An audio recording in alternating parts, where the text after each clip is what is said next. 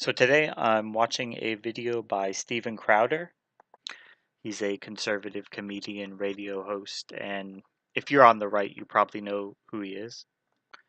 Now, this is not a brand new video. This is something he put out many months ago, but I think the sentiments in there still warrant a bit of discussion. But Gerald can't hear me. He's like, there 10 million Americans are driven by someone who's entirely driven by racism. I'm like, that's not it. Again, my issues with Donald Trump are I'm not against free, honest trade. I don't want to tax Ford if they put a plant in Mexico if they still employ Americans, okay? I don't want to punish people for being successful. I don't want a capital gains tax. I have legitimate grievances with Donald Trump. None of them are Donald Trump is racist. I do not believe that the majority of people today, let's do the math here real quick, okay? So you can tweet this out. Tweet me at S. Crowder. I'm going to get Anna Kasparian Real Talk now because let's do some math here. I've not heard anyone else talking about this. This means if you look at these maps that a majority of the bleed over to Donald Trump are people who voted for Barack Obama and felt screwed. They didn't vote for Barack Obama, then just, you know what? I hate Negroes. I hate the colored people. I'm going to vote Trump. They voted Barack Obama in their own self-interest. They felt like they got screwed, and now they voted for Donald Trump. The vast majority of white Americans voted for Barack Obama, and now the vast majority of Americans are voting for Donald Trump. So you can't say that these same people, because there's a huge amount of people, if you look at that crossover, that these people were voting for progress with Donald Trump, with Barack Obama, and now all of a sudden they're racist because they pulled the lever for Trump because you screwed them. You screwed them with the taxes on small businesses. You screwed them with a healthcare mandate that they couldn't afford, then punished them to force them to buy healthcare insurance when they didn't want to, and then raise those premiums 25%. And the people who did vote for Obama, who were even more privileged, who didn't have to get put into the Obamacare program, so their premiums go up by 40-something%. You screwed the progressive Christians and Catholics who voted for Barack Obama, who you then mandated to pay for somebody else's abortion. You screwed them by putting Lena Dunham's sorry face or ass, I don't know which, when she's on the air and made her a wing of your party. The people who voted for Barack Obama, a significant amount of them, Donald Trump could not win without enough of those votes. And those people aren't racist. There are a lot of criticisms to have with Donald Trump. And Shank earlier going, well, when you call people racist. No, it's because of you. When you call someone racist, when you call them sexist, when you call them homophobic, when you call them transphobic because they don't want a tranny taking a dump next to their 6-year-old daughter in some Charlotte Chuck E. Cheese, guess what? They pull the lever for Trump after they voted for Obama, you dipshit.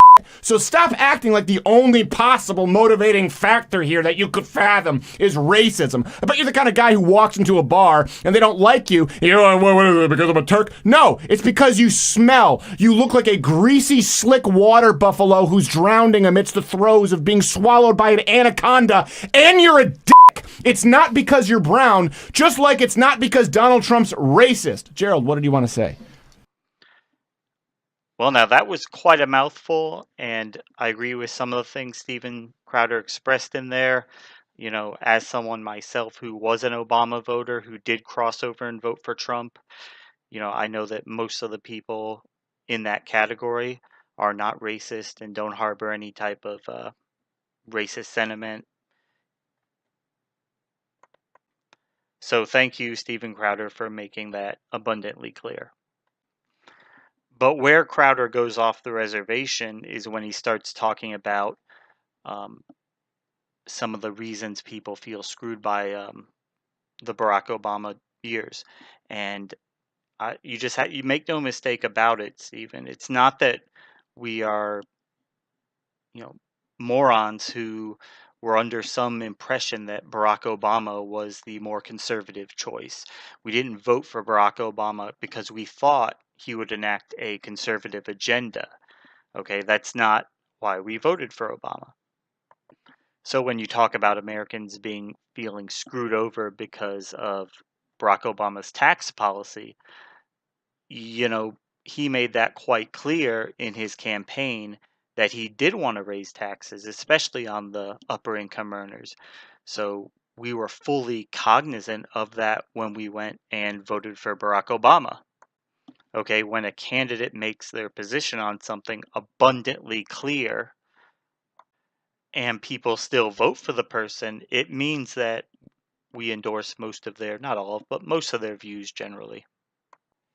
So we weren't sitting around watching cable news and freaking out when we saw President Obama and the Congress passing a bill to raise taxes on the rich. That was not a surprise to us. It's actually what we expected to happen. And I also feel like a majority of us, Obama voters who went over to Trump, also supported health reform, which the president again made abundantly clear where he stood on that, especially when he was running for his second term after he'd already enacted health care. Okay, and the right had, several years to beat up the idea and, make political points off of it. We can just wake up one day and say, oh my God, socialized medicine, the horror, how did we ever get here? In fact, I think you're going to find that a majority of us, our main problem with the ACA was that it didn't go far enough. All it really did was to feed the beast that is this vicious private healthcare system, keep that going and perpetuate it, make it stronger. And I also think most of us are aware that premiums have been increasing for a long time now. This is nothing new. Okay, premiums increased before the ACA. Premiums are increasing afterward. In fact, the rate of growth for premiums actually slowed down after Obamacare. So yes, they're going up. They always go up. But are they going up as much as they would have otherwise? Probably not. So unless you're one of those people who had one of those crappy health insurance policies, the kind companies used to sell where if you let's say you fell and broke your arm and you went to the emergency room and had a $12,000 bill, they would pay 1,000 of it, just very minimal coverage, not very helpful at all. In that case, by your premiums going up, you're actually getting a lot more. See, before you're basically throwing that money away. Okay, now that we have the exchanges and everything, the idea is you could get a real insurance plan, as opposed to one of these, bullshit plans. And if you look at both of Obama's campaigns, and both of them, he came from the left. Okay, um, most of his proposals were left of center. That's how he came at the electorate, and they responded to that. Now, he governed much more as a centrist, but, in his politics, when he was running, he ran as a progressive candidate. And that's what we were hoping to get when we voted for him. I think suffice it to say, the vast majority of us are underwhelmed with the results he was able to get. Okay, so if you were supporting the liberal policies under Obama, what would make you vote for Donald Trump? Wouldn't you naturally gravitate towards Hillary Clinton because she's, you know, a bit further to the left than Donald Trump? Okay, so like a lot of people, I have somewhat different political views, and every issue I look at differently. Now, someone like Bernie Sanders, whom I've had some major disagreements with, but I probably generally agree with what he says, 75% of the time. So there are policy positions I take that are more conservative, and there's some that I take that are more liberal. And I'm not convinced, or I wasn't convinced, that Hillary Clinton would be able to make any significant progress on those issues where my views are left of center. So somebody like me, I'm 100% pro-life, 100% pro-Second Amendment, and I take the right-wing or conservative view on a lot of social issues. So you have Hillary Clinton, who's ostensibly more left, but not, significantly so, on economic issues and stuff like that. But then you turn and she's extreme left on those social issues. So I wasn't going to get the economic policy I wanted, and the social policies that you know, that I want would be totally non-existent. So she's not going to push for any major reforms that are going to help average Americans, and she's also going to, support 9-month abortions, which I disagree with.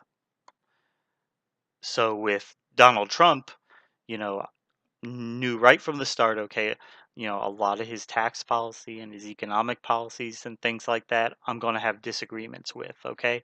But he is going to be a lot closer to where I'm at on the social issues. So I'm at least making some headway in that direction.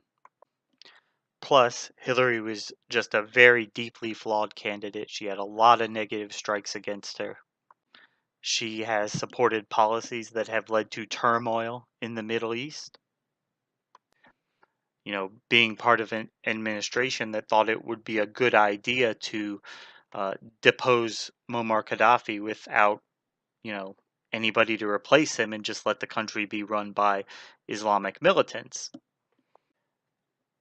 I don't think anybody's really better off than we were when we had Gaddafi in power.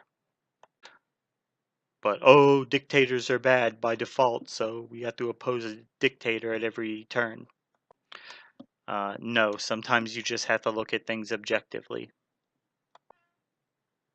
Well, that's all I'm really going to talk about today. Thank you if you enjoyed the video.